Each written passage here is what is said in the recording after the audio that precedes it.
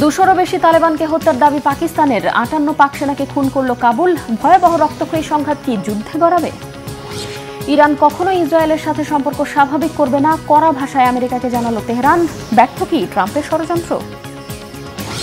92% ভবন ধ্বংস হয়ে গেছে গাজা ভূখণ্ডে। বসবাসযোগ্য করতে লাগবে কয়েক দশক। আগের জীবনে কি ফিরতে পারবে ফিলিস্তিনিরা? আসসালামু আলাইকুম, দেখছিলেন Bangla vision world news headline. সীমান্তে ভয়াবহ রক্তক্ষয়ী সংঘর্ষে 200-রও বেশি তালেবান যোদ্ধাকে হত্যার দাবি করেছে পাক সেনাবাহিনী। পাল্টা 58 জন পাক সেনা হত্যার দাবি করেছে কাবুলও। শনিবার থেকে চলছে পাকিস্তান ও আফগানিস্তান সেনাদের মধ্যে ব্যাপক গোলাগুলি, হামলা, পাল্টা হামলা। এরই মধ্যে আফগানিস্তানের সাথে সীমান্ত বন্ধ করে দিয়েছে পাকিস্তান। এমন এক সময়ে এই সংঘাত শুরু হলো যখন ভারত সফরে রয়েছে আফগান পররাষ্ট্রমন্ত্রী।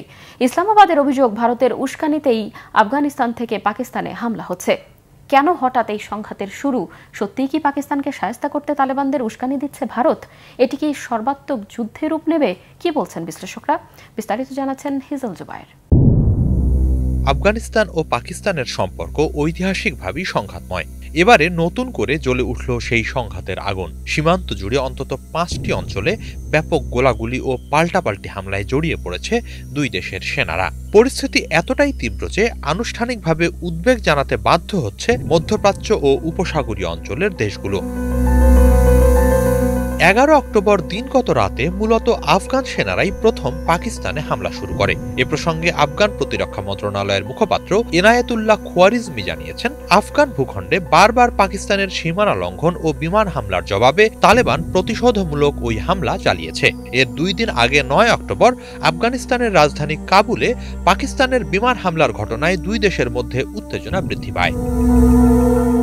ওই বিমান হামলার জের ধরে শুরু হওয়া এই সংঘাতে এরই মাঝে 2 শতাধিক তালেবান ও অন্যান্য সশস্ত্র গোষ্ঠীর সদস্য নিহত হয়েছে বলে পাকিস্তানের সামরিক বাহিনীর গণমাধ্যম শাখা ISPR এর বরাত দিয়ে জানিয়েছে আল জাজিরা।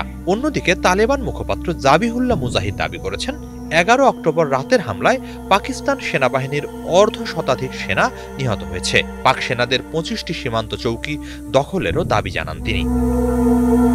অন্যদিকে পাকিস্তানের স্বরাষ্ট্রমন্ত্রী মহসিন নাকভির দাবি, আফগানিস্তান বিনা উস্কানিতে এই হামলা চালিয়েছে। তিনি হুঁশিয়ারি দিয়ে বলেন, প্রতিটি ইটের জবাব আমরা পাথর দিয়ে দেব। বেসামরিক জনগণের ওপর আফগান বাহিনীর হামলা আন্তর্জাতিক আইনের সুস্পষ্ট লঙ্ঘন। পাকিস্তানি বাহিনী প্রতিটি হামলার উপযুক্ত জবাব দিচ্ছে বলে জানানো হয়েছে। রেডিও পাকিস্তানের খবরে বলা হয়, সীমান্তের অন্তত 6টি স্থানে আফগানিস্তান হামলা করেছে। পাল্টা হামলায় আফগানিস্তানের 19টি সীমান্ত পোস্ট দখলের দাবি করেছে পাকিস্তান। জিও নিউজ জানায়, পাকিস্তান সেনাবাহিনীর আক্রমণের মুখে সীমান্তবর্তী আফগানিস্তানের 19টি পোস্ট থেকে পালিয়েছে আফগান সেনাবাহিনীর কর্মকর্তা ও সদস্যরা। সংঘাতে কয়েক ডজন আফগান সেনা হতাহত হওয়ার দাবি করা হয়েছে। পাকিস্তানি সংবাদ মাধ্যম ডন জানিয়েছে, পাক বাহিনী শত্রুপক্ষের বিরুদ্ধে হামলায় আর্টিলারি, ট্যাঙ্ক, হালকা ও ভারী অস্ত্র ব্যবহার করে। এদিকে 9 অক্টোবর পাকিস্তান কাবুলে বিমান হামলার কথা আনুষ্ঠানিকভাবে স্বীকার করেনি, আবার অস্বীকারও করেনি। তবে তারা অভিযোগ করেছে আফগানিস্তানের তালেবান প্রশাসন তেহরিক-ই-তালেবান পাকিস্তান TTP যোদ্ধাদের আশ্রয় দিচ্ছে, যারা ভারতের সহযোগিতায় পাকিস্তানে হামলা চালাচ্ছে। ভারত এমন অভিযোগ অস্বীকার করেছে। তালেবান গোষ্ঠীর দাবি, তারা তাদের ভূখণ্ড অন্য দেশের বিরুদ্ধে ব্যবহার করতে দেয় না। বর্তমান পরিস্থিতি প্রসঙ্গে পাকিস্তানের প্রতিরক্ষা মন্ত্রী খাজা আসিফ সতর্ক করে বলেছেন, আফগানিস্তানের সঙ্গে পাকিস্তানের সম্পর্ক দ্রুত অবনতির দিকে যাচ্ছে। এখন আফগান ভূখণ্ড থেকে পাকিস্তানে সন্ত্রাসবাদ রপ্তানি করা হচ্ছে বলে অভিযোগ তোলেন তিনি। নিরাপত্তা সূত্রগুলো জানিয়েছে, পাকিস্তানের সাম্প্রতিক হামলাগুলোর পরিকল্পনাকারী ও সহায়তাকারী আফগানিস্তান ভিত্তিক এবং তাদের পেছনে ভারতের প্রত্যক্ষ সমর্থন রয়েছে। এ প্রসঙ্গে খাজা আসিফ বলেন, নয়াদিল্লির সাম্প্রতিক বিবৃতি ইঙ্গিত দিচ্ছে তারা নতুন কোন অ্যাডভেঞ্চারে জড়াতে পারে। তবে সেক্ষেত্রে পাকিস্তান আগের চেয়ে আরও কঠোরভাবে জবাব দেবে। এদিকে এই মুহূর্তে পাকিস্তানের চিরশত্রু ভারত সফর করছেন আফগানিস্তানের তালেবান সরকারের পররাষ্ট্রমন্ত্রী আমির খান মুত্তাকি। 12 অক্টোবর সেখানেই এক সংবাদ সম্মেলনে তিনি জানান, গতরাতে আফগান ও পাকিস্তানি সেনাদের মধ্যে সংঘাত থামাতে তাৎক্ষণিকভাবে উদ্যোগী হয় সৌদি আরব ও কাতার। তারাই প্রাথমিকভাবে সংঘাতের মধ্যস্থতা করে। হিজল জুবায়ের, বাংলা ভিশন। ইরান কখনোই ইসরায়েলের সাথে সম্পর্ক স্বাভাবিক করবে না বলে কড়া ভাষায় আমেরিকাকে জানিয়ে দিল তেহরান। মার্কিন প্রেসিডেন্ট ডোনাল্ড ট্রাম্পের উদ্দেশ্য করে ইরানের পররাষ্ট্রমন্ত্রী আব্বাস আরাকচি সাফ জানিয়ে দেন, ইসরায়েল কখনোই ইরানের বন্ধু হবে না। সেই সাথে পরমাণু অস্ত্র তৈরি না করার শর্তে ইউরোপের সাথে আলোচনায় বসার আহ্বানকেও নাকচ করলেন তিনি। ফলে দীর্ঘদিনের শত্রুতা ভুলে ইরান ও ইসরায়েল শান্তি আলোচনায় বসবে ট্রাম্পের এমন আশা একেবারেই নষ্ট হয়ে গেল মত বিশ্লেষকদের। তাই প্রশ্ন উঠেছে, মধ্যপ্রাচ্যে একমাত্র ইরানই কি মাথা নত করতে পারেনি আমেরিকা? ব্যর্থ হচ্ছে কি ট্রাম্পের ষড়যন্ত্র? শহীদ আরাফাতের ডেস্ক রিপোর্ট। ইরান কখনোই মুসলিমদের শত্রু ইসরায়েলের সাথে সম্পর্ক স্বাভাবিক করবে না বলে আবারও সাফ জানিয়ে দিয়েছে। গাজায় যুদ্ধবিরতি হওয়ার পর ইসরায়েলের সাথে শত্রুতা দূর করবে ইরান। মার্কিন প্রেসিডেন্ট ডোনাল্ড ট্রাম্পের এমন আশাকে সরাসরি নাকচ করে দেন ইরানের পররাষ্ট্রমন্ত্রী আব্বাস আরাকচি। তিনি পরিষ্কার ভাষায় জানিয়ে দেন, গাজায় যুদ্ধবিরতি টিকিয়ে রাখার ব্যাপারে ইসরায়েলকে বিশ্বাস করছে না ইরান। শনিবার রাষ্ট্রীয় টেলিভিশনে দেওয়া বক্তব্যে ইরানের পররাষ্ট্রমন্ত্রী বলেন, একটি দখলদার রাষ্ট্রকে কখনো বন্ধুর জায়গা দেবে না ইরান। ইতিহাসে বহুবার জায়নবাদী গোষ্ঠী তাদের প্রতিশ্রুতি ভেঙে যুদ্ধবিরতি পণ্ড করেছে। এছাড়া এখনো গাজার 50% অংশ ইসরায়েলি বাহিনী দখল করে রেখেছে। ভবিষ্যতে সেখান থেকে ইসরায়েলি বাহিনী সেনা প্রত্যাহার করবে কিনা তা নিয়েও সন্দেহ প্রকাশ করেন আব্বাস আরাকচি। ইসরায়েলকে কোনোভাবেই বিশ্বাস করা যায় না। তারা বহুবার যুদ্ধবিরতি লঙ্ঘন করেছে।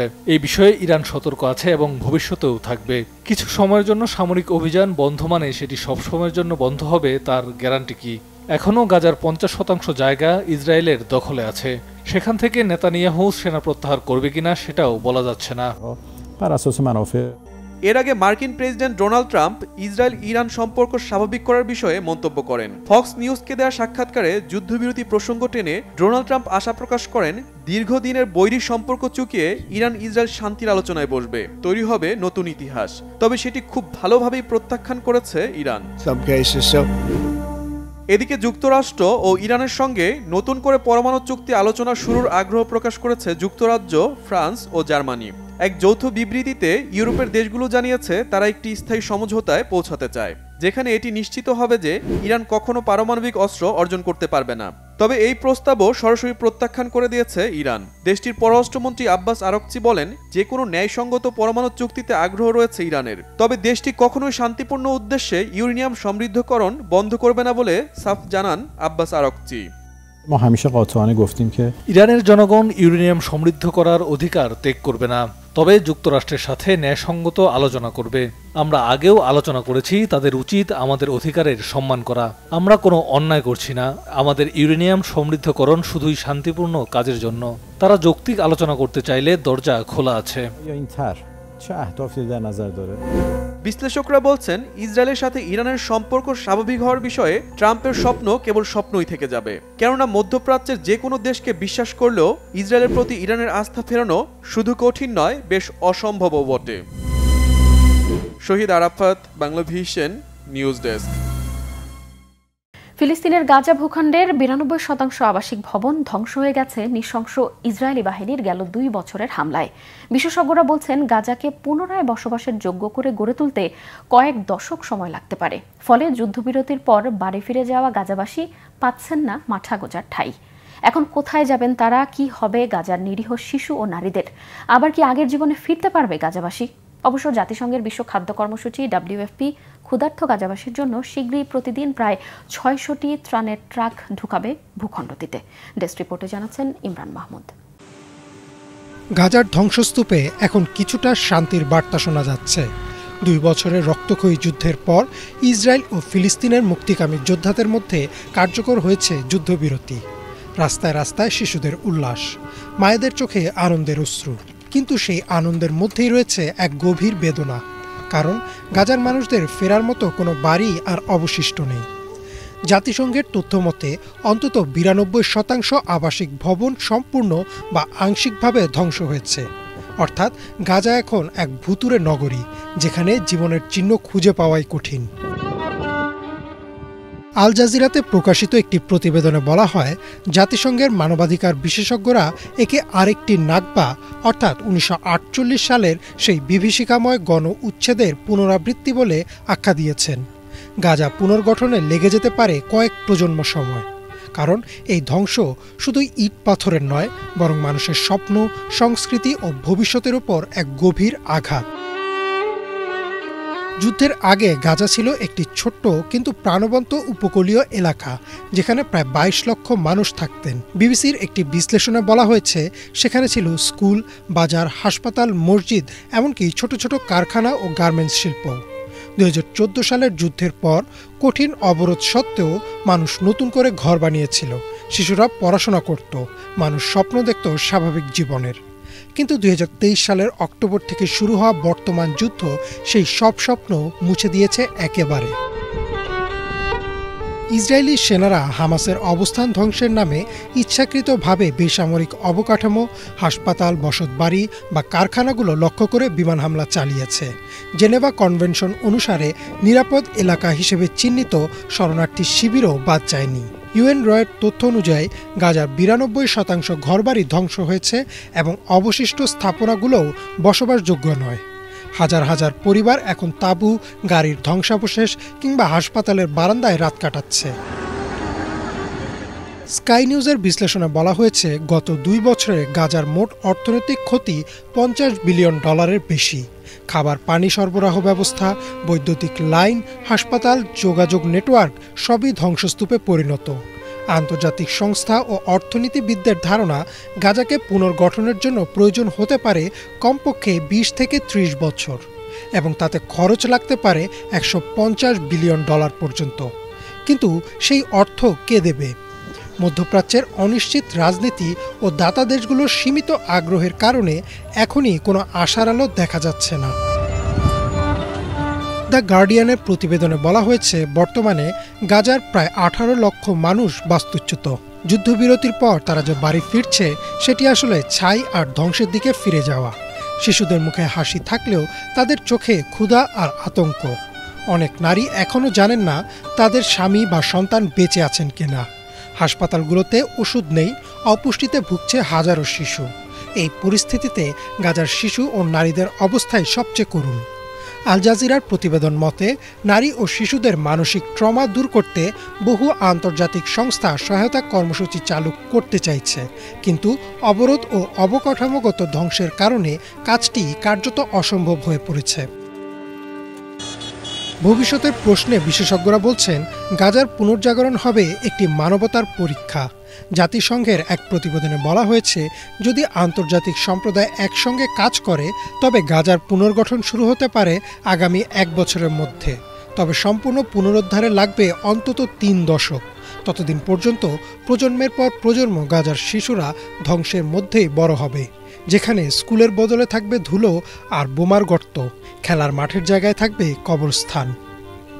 ইমরান মাহমুদ, বাংলা ভিশন। বিশ্বের সবচেয়ে গুরুত্বপূর্ণ খনিজ রেয়ার আর্থের রপ্তানি কঠোরভাবে নিয়ন্ত্রণ শুরু করেছে চীন। মার্কিন প্রতিরক্ষা ও প্রযুক্তি শিল্পে সরাসরি প্রভাব ফেলবে এই পদক্ষেপ। ট্রাম্প সম্প্রতি চীনা পণ্যের ওপর ১০০% শুল্ক আরোপের হুমকি দিলেও বেইজিং সতর্ক করেছে, যদি আঘাত করা হয় তারাও পাল্টা ব্যবস্থা নেবে। এমন পরিস্থিতিতে দুই দেশের চলমান বাণিজ্য আলোচনা এবং শি ও ট্রাম্পের আসন্ন বৈঠক নিয়ে দেখা দিয়েছে সংশয়। প্রযুক্তি খাতে শীতল যুদ্ধ শুরুর আশঙ্কা করছেন সংশ্লিষ্টরা। হাফিজুল ইসলামের ডেস্ক রিপোর্টে বিস্তারিত। বিশ্ববাজারে নিজেদের সবচেয়ে শক্তিশালী অস্ত্র ব্যবহার করল চীন। রেয়ার আর্থ মেটালের মতো খনিজ ধাতু রপ্তানিতে নতুন করে কঠোর নিয়ন্ত্রণ আরোপ করেছে বেইজিং। আমেরিকা ও চীন এই দুই পরাশক্তির মধ্যকার চলমান বাণিজ্য যুদ্ধের উত্তপ্ত পরিস্থিতিতে বিশেষ খনিজের দখল নিজের হাতে রাখার সিদ্ধান্ত সরাসরি বিপদে ফেলবে মার্কিন প্রতিরক্ষা ও প্রযুক্তি শিল্পকে। কারণ যুক্তরাষ্ট্রের F-35 যুদ্ধবিমান, Tomahawk missile, submarine, radar system, predator drone এবং স্মার্ট বোমা তৈরিতে বিরল খনিজ উপাদান অত্যন্ত জরুরি। ২০২৩ সালে যুক্তরাষ্ট্র দেশীয় চাহিদার প্রায় ৭০% রেয়ার আর্থ ধাতু কিনেছে চীনের কাছ থেকে। এর জন্য ওয়াশিংটন ব্যয় করেছে $২২.৮ মিলিয়ন। এখন প্রশ্ন হল, বেইজিংয়ের নির্দেশে আমদানি সীমিত হয়ে গেলে কিভাবে ক্ষতি সামাল দেবেন ট্রাম্প? চীনা পণ্যের উপর সম্প্রতি আবারও 100% শুল্ক বসানোর হুমকি দিয়েছেন মার্কিন প্রেসিডেন্ট ডোনাল্ড ট্রাম্প। পাল্টা জবাবে চীনও হুঁশিয়ারি দিয়েছে নিজেদের বৈধ স্বার্থ রক্ষায় সমান প্রতিক্রিয়া জানাবে বেইজিং। দেশটি পরিষ্কার জানিয়েছে তারা সংঘাত চায় না ঠিকই, কিন্তু আগ বাড়িয়ে কেউ আঘাত করলে তারা সেটির উচিত জবাব দেবে। চীনের বাণিজ্য মন্ত্রণালয়ের ঘোষণা অনুসারে নতুন করে 5টি গুরুত্বপূর্ণ রেয়ার আর্থ ধাতুর রপ্তানি সীমিত করা হবে।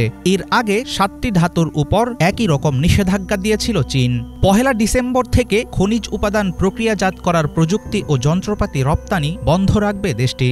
এখন থেকে রেয়ার আর্থ সংশ্লিষ্ট রপ্তানির জন্য বিদেশি প্রতিষ্ঠানগুলোকে নিতে হবে বেইজিংয়ের বিশেষ অনুমতি। বর্তমানে আধুনিক প্রযুক্তির প্রাণ হচ্ছে রেয়ার আর্থ মিনারেলস বা বিরল খনিজ ধাতু।